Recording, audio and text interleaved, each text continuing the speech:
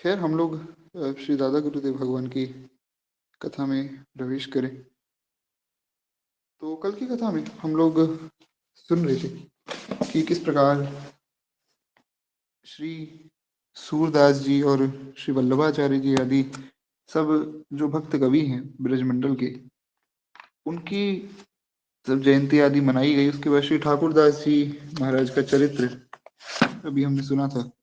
और उनके बाद श्री बाबा ठाकुरदास जी के चरित्र के बाद श्री महाराज जी की एक घटना, जिसमें किस प्रकार से उन्होंने एक व्यक्ति का उद्धार किया जो उन पर ही पत्थर बरसा रहा था, तो उस पर भी जो है कृपा हुई। तो उसके बाद अब उनकी सेवा निष्ठा कैसी है, इसका जो वर्णन हमें सुनना है। तो हमने सुना था किस प्रकार से महाराज जी के अंदर क्षमा है, दया है, कि जो पत्थर मार रहा है उसका भी कल्याण सोच रहे हैं, और उसका कल्याण किया भी, केवल कहने के लिए नहीं, उसको धन भी दिया, उस पर कृपा करके उसका कल्याण भी किया है। तो यहाँ से उनकी क्षमाशीलता और उनकी दया का वर्णन जो है प्राप्त होता है। तो अब जो है हम लोग थोड़ा सा और आगे बढ़ते हैं और आपकी सेवा निष्ठा के विषय में हम लोग श्रवण करें। एक बार प्रेम से बोलिए, भक्तवत्सल भगवान की जय। कहते हैं कि सदगुरुदेव महाराज जी के जीवन दर्शन में सेवा धर्म की बड़ी प्रधानता है। बाल्यकाल से लेकर शेष अवधि तक के आपके समग्र जीवन में सेवा की निर्मल धारा का अखंड प्रवाह दृष्टिगोचर होता है।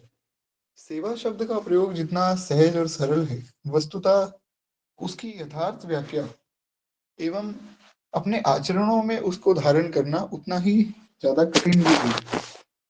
कहते हैं सृष्टि के दुर्बोध रहस्य जिन योगियों को हस्त कमलावत प्रत्यक्ष होते हैं, यानी कि जो सृष्टि के बड़े गुप्त रहस्य हैं, वो योगियों के हाथों में होते हैं। योगियों के लिए तो ऐसा होता है कि इसमें कोई बहुत बड़ी बात नहीं है। तो योगी, ऐसे जो महान योगी हैं, जो सृष्टि की गुप्त से गुप्त रहस्य हो, दुर्गम से दुर्गम रहस्य हो, ऐसे रहस्य जो हम कभी सोच भी ना पाए, समझ भी ना पाए, वो रहस्य जिनके लिए एक खेल की तरह है, वे बड़े बड़े महान योगी भी सेवा धर्म के वास्तविक स्वरूप को कहने में समर्थ नहीं है। इतना विशाल है सेवा धर्म। इसीलिए श्री भरत जी ने कहा कि सिर बल जाऊं उचित अस मोरा, सबते सेवक धर्म कठोरा। सेवा धर्म परम गहना। श्री भागवत जी में शायद ये श्लोक है कि सेवा का जो धर्म है वो परम गहन है, वो अगम्य है। योगी नाम अगम्य, वो योगियों के लिए भी अगम्य है। और इस अगम्य धर्म का आचरण करने से सेवा के प्रति दोष दृष्टि तथा सेवा के पीछे छिपी हुई कोई कामना, दो बड़ी बाधाएं हैं। या तो जो सेवा कर रहे हैं उनके मन में बड़ी कामना होती है कि घर मिल जाए, गाड़ी मिल जाए, कुछ मिल जाए, तब भगवान की सेवा करें। भगवान से सेवा करते समय ये सब मांगा भी जाता है। हनुमान जी ने नहीं मांगा। हनुमान जी ने इतनी सेवा की, भगवान स्वयं कह रहे हैं कि हनुमान, मैं तुम्हारा ऋणी हूँ। ये बात मैं नहीं कह रहा हूँ, ये बात भगवान ने कही, वाल्मीकि रामायण में भी कही, श्रीमद् रामचरितमानस में भी कही। तो भगवान ने ये बात तो कही, हनुमान जी कह देते कि जब आप मेरे ऋणी हैं तो आप मुझे एक बढ़िया सा कोई महल दे दो, महल नहीं तो कोई कमरा ही दे दो, कमरा नहीं तो महाराज कोई ईंट पत्थर ही दे दो, कुछ तो दो। इतनी सेवा की। हनुमान जी ने कुछ मांगा ही नहीं, कुछ भी नहीं मांगा भगवान से। तो ये है वास्तव में सेवा का स्वरूप। तो एक तो कामना, और दूसरी जो बाधा है वो है सेवा के प्रति दोष दृष्टि। कभी ना कभी भाव आ जाता है कि अरे, लोग भगवान की सेवा करते हैं तब भी सोचते हैं कि देखो हमने बड़ी सेवा की, भगवान तो बड़े निर्दयी हैं, भगवान हमें दर्शन ही नहीं देते। तो फिर क्या सेवा की जब हम भगवान के स्वरूप को ही नहीं समझ पाए। कहते हैं इन्हीं के कारण सेवा धर्म की कसौटी पर खरा उतरना बड़ा कठिन होता है। इसलिए रामचरितमानस में सेवक के धर्म को कठोर कहा गया। अभी हमने भरत जी की बात जो सुनी, कहते महाराज जी कहा करते थे कि भगवत भाव से निष्कामता पूर्वक की गई सेवा सज्ञ पंचम पुरुषार्थ प्रेम को देने वाली है। 4 पुरुषार्थ हमारे शास्त्रों में बताए गए, धर्म, अर्थ, काम और मोक्ष। संतों ने स्वीकार किया कि पंचम पुरुषार्थ है भगवान का प्रेम। भगवान का प्रेम मिल जाए तो सब कुछ मिल जाता है। कहते हैं कि यही बात श्री दादा गुरुदेव भगवान कहते थे कि जो व्यक्ति सेवा करता है उसको पंचम पुरुषार्थ प्राप्त हो जाता है। सेवा की ऐसी महिमा है। सेवा किसी भी रूप में हो सकती है। केवल जो है स्नान आदि करा के आरती कर देना यही केवल एक सेवा नहीं है। सेवा तो हर रूप में होती है। भगवान की बात मानना भी सेवा है। लोग शास्त्रों की बात को मानते नहीं, अपनी बातें आगे रख देंगे। तो लोग सोचते हैं कि हम शास्त्रों से भी ज्यादा समझदार हैं।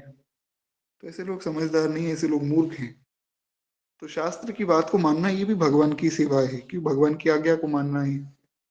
कहते हैं आपका ये वाक्य संक्षेप में सेवा धर्म की जो संवर्गीन व्याख्या को प्रस्तुत करता है। इस व्याख्या के अनूप मूलभूत प्रश्नों के उत्तर आपके अमृत वचन में समाहित हो जाते हैं। यानी कि सेवा धर्म जितना भी विशाल है, महाराज जी की इस छोटी सी बात से सेवा धर्म को समझा जा सकता है। कैसे? महाराज जी की बात समझने के लिए तो उनके स्तर पे जाना होगा, तब समझ आएगी। उनके स्तर पे कोई पहुंच नहीं सकता है। तो ये बात इतनी गहन है कि धीरे धीरे ये बात गुरु कृपा संत कृपा से समझ आएगी। महाराज जी की ऐसी बहुत सी बातें हमने पहले भी बहुत सी बातें सुनी। जैसे एक एक लाइन में ही वे काफी बातें कहते थे। वे हारे हरि को जाएंगे, वे पंडित जी निश्चिंत हो जाओ, सब हो जाएगा, सब मिल जाएगा और सब आ जाएगा। ये बात बड़ी सरल है सुनने में, लेकिन ये उतनी ही जो गहरी भी है। कहते हैं सेवा धर्म पर विचार करने से प्रथम ये प्रश्न उपस्थित होता है कि सेव्य है कौन? सेवा करें तो करें किसकी? कहते हैं महाराज जी कहा करते थे कि जो सबका सेव्य है वस्तुतः वही सेव्य है। क्योंकि आप अगर सोचें कि मान लो किसी देवता की सेवा करें, आपने सोचा इंद्र की सेवा करेंगे, इंद्र की सेवा करने गए और भगवान सूर्य बुरा मान गए, अन्य अन्य सब देवता बुरा मान गए। 33 करोड़ देवी देवता हैं। 33 कोटि नहीं, 33 करोड़ है। यूट्यूब पे लोग सुन लेते हैं कि अरे महाराज 33 करोड़ देवी देवता नहीं है सनातन धर्म में, ये मजाक बनाया जा रहा है। 33 कोटि यानी कि 33 तरह के देवी देवता हैं। ऐसे मूर्ख हैं सब लोग जो ऐसी बात कह रहे हैं। 33 करोड़ ही है देवी देवता, 33 करोड़ भी नहीं। और अंदर की बात बता देता हूँ, 33 करोड़ देवता भी नहीं। देवता तो अनंत है, क्योंकि हर देवता के पुत्र जो हैं वो भी देवता हैं। तो ये जो गंधर्व किन्नर देवता नाग ये सब देवताओं में ही आते हैं। ये कोई अन्य थोड़ी, असुर भी देवताओं में आते हैं। असुर मतलब इनका भी काफी विभाजन है। असुर भी एक तरह के देवता हैं। जैसे किन्नर है ना, किन्नर मतलब कोई ऐसा नपुंसक लोगों को किन्नर नहीं कहा जाता है। किन्नर एक देवताओं की श्रेणी है। आजकल तो लोग उल्टी सीधी बातें करते हैं। किन्नर जैसे इंद्र है, वैसे ही देवताओं का नाम, देवताओं में भी एक विभाजन है जिनको किन्नर कहा जाता है। वो उनमें भी किन्नर पुरुष और किन्नरी स्त्रियां, ऐसा विभाजन है। तो उसमें कोई ऐसा वो नहीं कि जो तीसरे कोई एक वर्ण आ गया किन्नर, ऐसा कुछ नहीं है। तो जो ये कामदेव हैं और इनकी पत्नी रति है, ये भी दोनों किन्नर कुल से ही, एक तरह से कुल है देवताओं का। गंधर्व है, उसमें ये जो इंद्र आदि देवता हैं ये सब हैं। तो इनके आगे पुत्र भी हैं, उनके भी पुत्र हैं। तो ऐसे मिला के अनंत देवी देवता हैं। देवता कोई खत्म नहीं होते। उन अनंत में से 33 करोड़ जो है प्रमुख हैं। उन 33 करोड़ में से भी 5 देवी देवता प्रमुख हैं। भगवान नारायण, भगवान शंकर, भगवान सूर्य, माता गौरी और भगवान गणेश। तो ये भगवान है, ये साक्षात परब्रह्म है। और इन 5 में भी अगर किसी एक को चुना जाए तो जिसका जिसमें भाव हो, पंचदेवोपासना में से उनको स्वीकार कर ले। और उसमें से भी अगर और थोड़ा सा ध्यान दिया जाए, तो ये मैं नहीं कह रहा हूं, ये बात श्री व्यास जी ने कही है कि अगर 33 करोड़ में से देखना हो तो 5, और उन 5 में से भी एक, जो भी आपका भाव बने, और उस एक में से भी अगर और ध्यान से देखा जाए तो आरोग्यम सर्वशास्त्राणी, श्री व्यास जी ने कहा कि मैंने सब शास्त्रों को देखा और देखकर मैंने एक ही निष्कर्ष निकाला है कि नारायण की जो उपासना है वो सबसे ऊँची उपासना है। तो ये हमने पहले भी इस पर बड़ी विस्तार में चर्चा की थी, तो पुनः चर्चा करने की ज़्यादा आवश्यकता है नहीं। खैर एक बार प्रेम से बोलिए भक्तवत्सल भगवान की जय। हाँ, वो श्लोक खैर मुझे याद आया। तो उसमें श्री व्यास जी कहते हैं कि आलोक्यम सर्वशास्त्राणि विचार्य च पुनः पुनः इदमेकम सुनिष्पन्नम ध्येयो नारायणो हरि।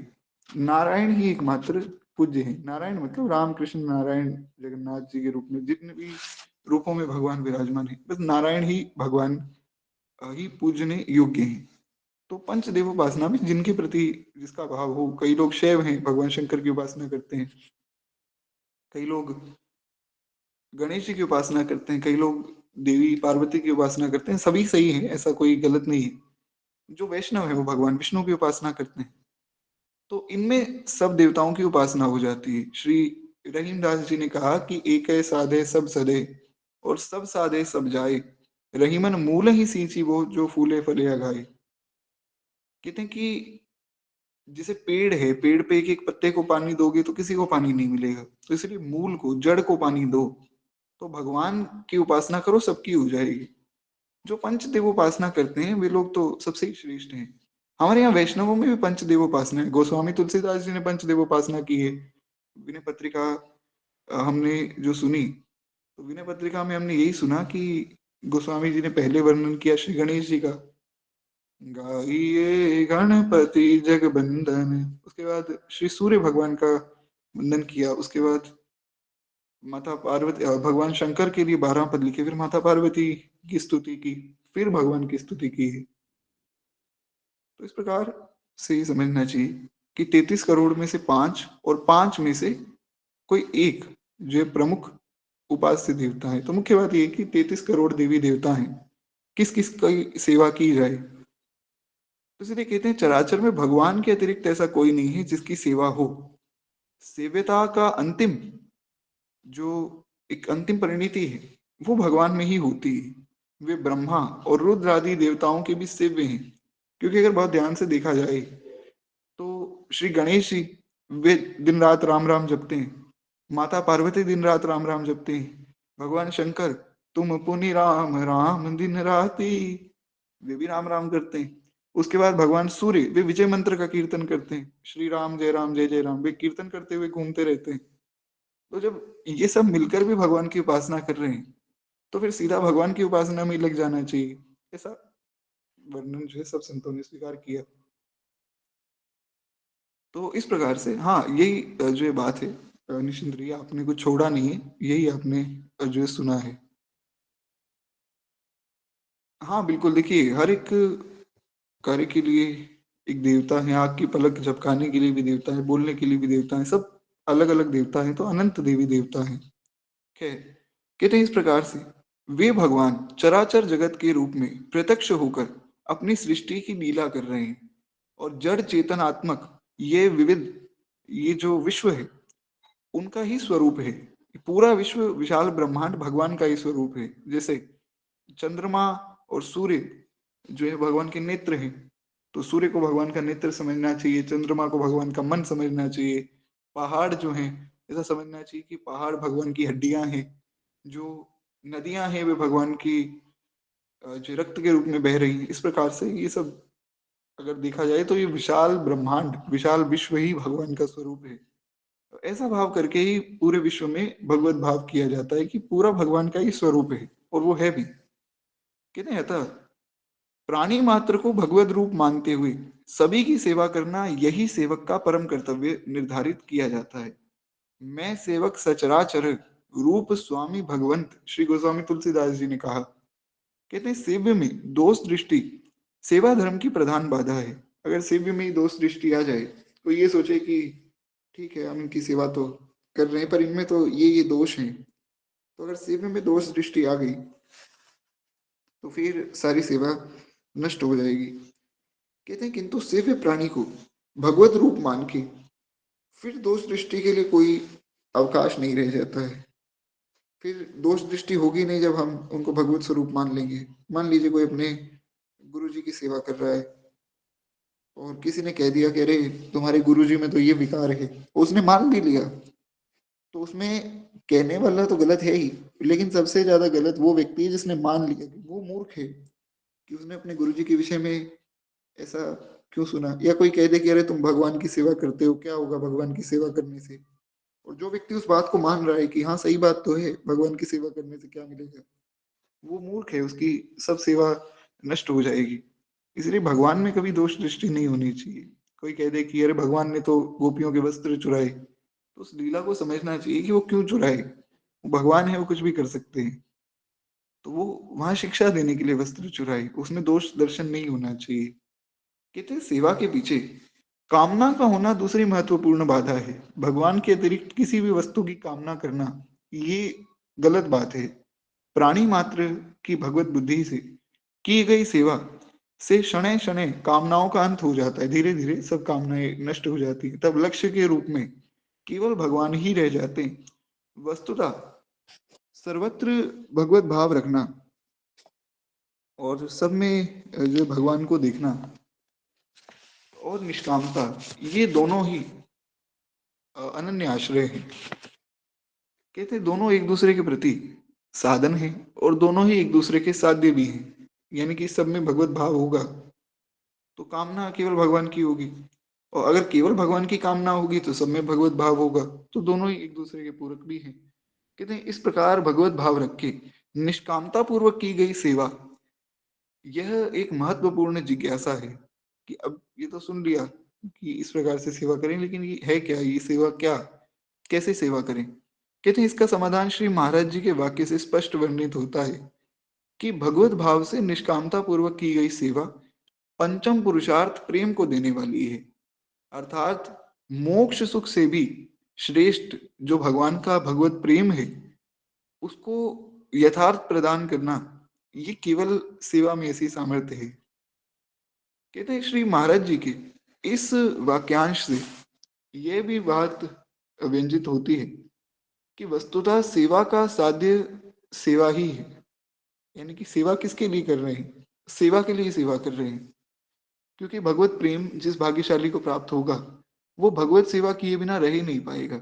उसका विशेष रूप से भगवत सेवा में मन लगेगा और भगवत सेवा ही उसका सर्वस्व हो जाएगा।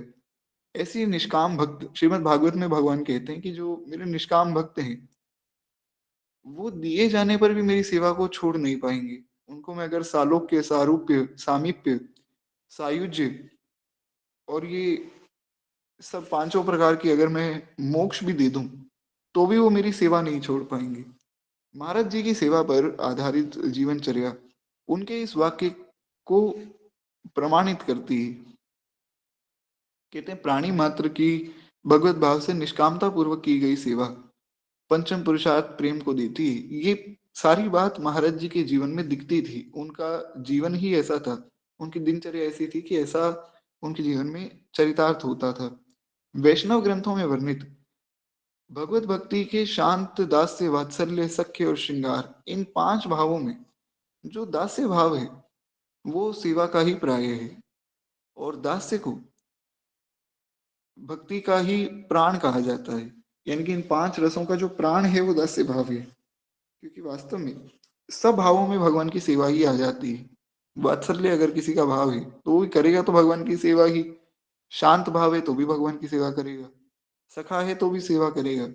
और मधुर भाव है, श्रृंगार भाव है, तो भी सेवा ही करेगा। तो इस प्रकार से ये भक्ति का प्राण है। शेष चारों भावों में भी दास्य भाव जो है आ जाता है। ये अभी हमने जैसा सुना, कहते हैं इसी पर ही रसिकों का जीवन भी आधारित है। सब रसिकों ने भी भगवान की सेवा ही की। कहते हैं भगवान का ये दास्य ही जीवन का वास्तविक स्वरूप है, जो प्राणी मात्र की भगवत बुद्धि से सेवा करने पर प्रकाशित हो जाता है। बाल्यकाल से ही श्री महाराज जी श्रद्धा पूर्वक अपने माता पिता, गुरुजन और अपने से बड़ों को, यहाँ तक कि अपने से छोटों को भी सम्मान देते। और जो लोग उनसे छोटे थे उनकी भी सेवा करते, बड़ों की तो करते ही करते। और अपने सहपाठियों की, जो उनके साथ पढ़ते थे, उनके साथ खेलते थे, दोस्त सब, उनकी भी सेवा करते और उनके भी सुख का अनुभव करते। ऐसा सरल और ऐसा मधुर स्वभाव अन्यत्र मिल पाना बड़ा कठिन है। कहते हैं कान्यकुब्ज संस्कृत विद्यालय काशी के अध्ययन काल में भी आप गुरुजनों तथा विद्यार्थियों की सेवा किया करते थे। ये बात हमने पहले भी सुनी थी जब काशी का वर्णन हम सुन रहे थे कि महाराज जी अपने सब गुरुजनों की सेवा तो करते, फिर समय बचता तो अपने मित्रों की भी सेवा कर देते थे। कहते हैं, छात्रावास में विद्यार्थियों की क्रमशः सेवा बटी हुई थी, किंतु आप अपनी सेवा पूर्ण करके फिर दूसरे सहपाठियों की सेवा भी करने चले जाते थे और उनको कह देते कि तुम अध्ययन करो, ये सारी सेवा मैं कर लूंगा। तो कहते हैं कि इनमें झाड़ू करना, पोछा करना, रसोई आदि की सब सेवाएं सब सम्मिलित थी। सबको अलग-अलग सेवा दी गई थी, पर महाराज जी स्वयं सारी सेवा करते थे और इसके अतिरिक्त छोटे विद्यार्थियों को पढ़ाते भी थे और उनको विद्यादान भी देते थे। ये भी एक तरह की सेवा ही है।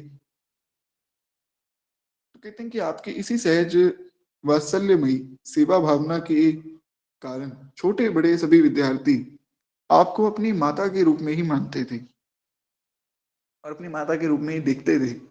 वे कहा करते थे कि गया प्रसाद तो हम सबकी माँ है।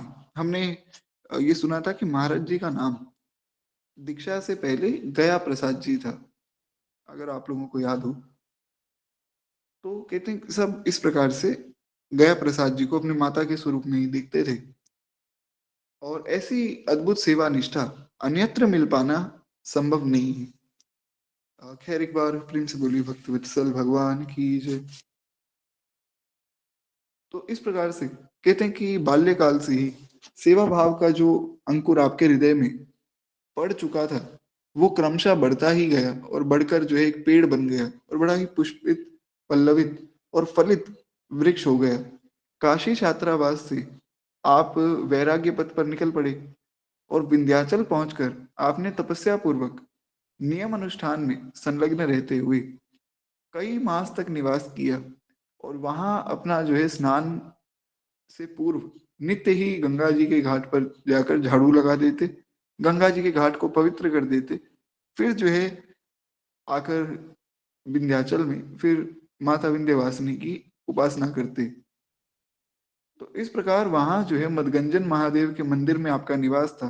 तो मंदिर के परिसर में भी नित्य झाड़ू लगाते, उसको साफ करते, साफ करके पूरा मंदिर धो देते और मंदिर को भी स्वच्छ कर देते थे।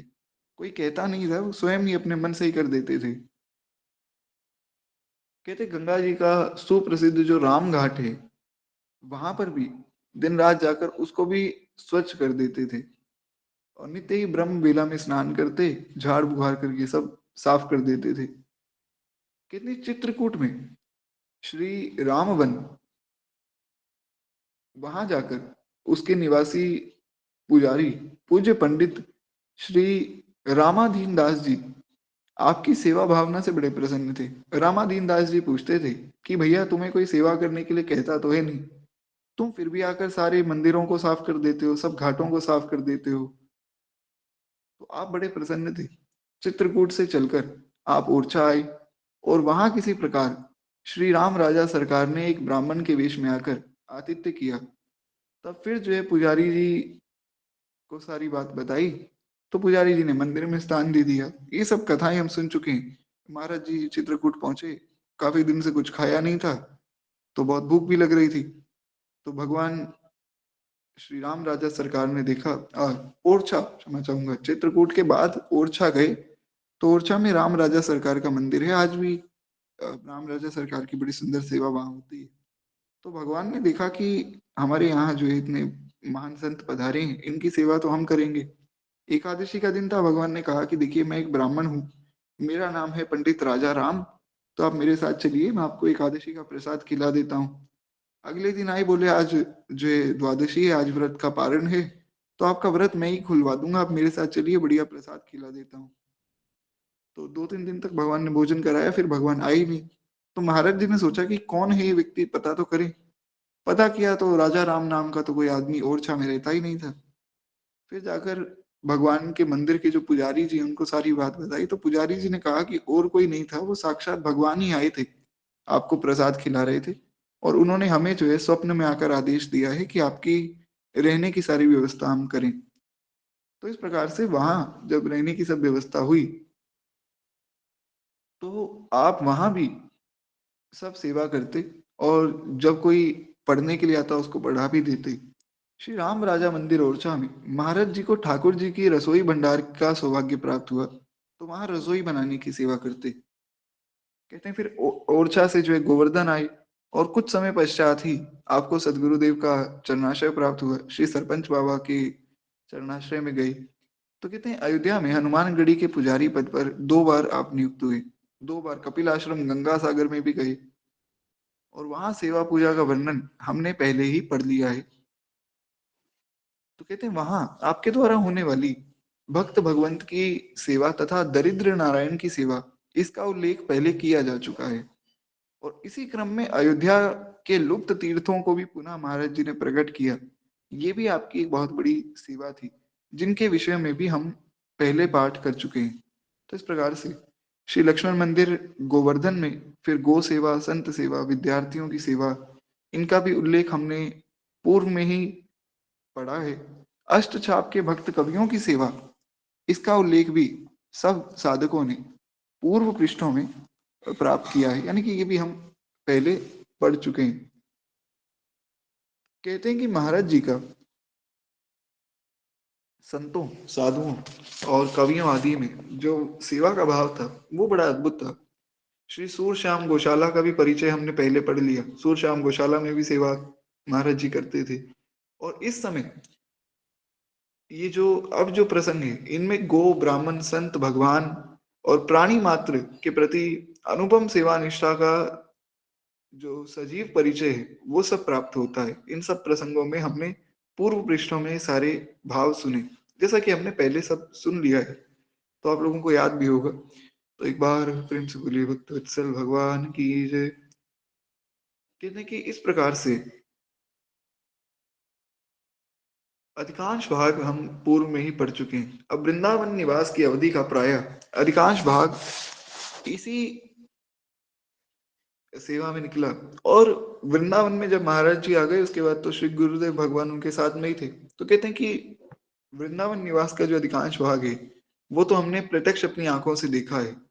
आप लगभग ईस्वी 1974 में गोवर्धन से वृंदावन आई और तब से जो है श्री महाराज जी वहां सेवानिष्ठ हो गए। इस दास ने लगभग ईस्वी 1980 में आकर आपका चरण सानिध्य सौभाग्य प्राप्त किया। तो लगभग लगभग 5 साल बाद तो श्री गुरुदेव भगवान महाराज जी के साथ आ ही गए थे। कहते महाराज जी की सेवा निष्ठा को मैंने अपने प्रत्यक्ष अपनी आंखों से देखा और अनुभव किया। और वृंदावन समाराधन में अनेकों प्रसंगों में पाठकों ने भी देखा। महाराज जी कह रहे हैं कि मैंने भी पढ़ा, तुमने भी पढ़ा। तो मुख्य बात ये है, इससे परिचय हो जाता है कि महाराज जी की सेवा निष्ठा वो अद्भुत थी और उसका कोई भी सानी ही नहीं है, यानी कि उनकी जैसी कोई सेवा संभव ही नहीं। उनकी दिनचर्या का किंचित भी दीर्घ दर्शन जिस व्यक्ति ने किया है वो समझ सकता है कि महाराज जी की जो सेवा है वो सबसे अद्भुत है। तो कहते हैं इस प्रकार से श्री महाराज जी की सेवा निष्ठा का भाव यहाँ पूर्ण होता है। अब प्रातः स्मरण किस प्रकार से श्री महाराज जी करते थे वो हम कल की कथा में सुनेंगे। आज वाणी को ये विश्राम देते हुए 2 मिनट प्रेम से भक्तमाल जी की आरती करेंगे। बार प्रेम से बोलिए भक्त वत्सल भगवान की जय। कल कल हमारी कथा एक बार के लिए और होगी, उसके बाद संभवतः 22 तारीख से पुनः कथा शुरू होगी। जैसा भी रहेगा वो तो हम ग्रुप में मैं बता दूंगा आप लोगों को। इस धन्य नाभ भारती की आरती आरत हरे। ये भक्त भगवत की कथा सब विश्व का मंगल करे। इस धन्य नाभ भारती की आरती आरत हरे।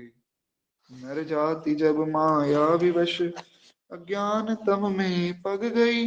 जन भारती आभात भी जग जग गई, जगमग गई। अज्ञान माया मोह तम की कालिमा कलई धुरी। सत प्रेम समता सत्य सुख शुचि कंज कलिकाई खिली। लोक खल कली मन सकल उड़ जन प्रभात हो गए। तब सब पथिक सुंदर सुखद हरि भक्ति पथ को पा गए। इस भक्त माला के सकल हरि भक्त जन दाया करो। सच्ची अहिंसा भक्ति में विज्ञान दे माया रू। इस धन्य नाभा भारती की आरती आरत हरे। श्री भक्त वत्सल भगवान की जय। बाल कृष्ण लाल की जय। उमापति महादेव की जय। श्री सदगुरुदेव भगवान की जय। स्वामी श्री तुलसीदास जी महाराज की जय। श्रीमद् रामचरितमानस भगवान की जय। सब संतन की जय। सब भक्तन की जय। आज के आनंद की जय। जय जय श्री सीताराम। जय जय श्री राधे श्याम। नमः पार्वती पतये। हर हर महादेव। शंभो हर। तो फिर अभी आप सबसे आगे चलूंगा। श्री सीताराम श्री राधे श्याम।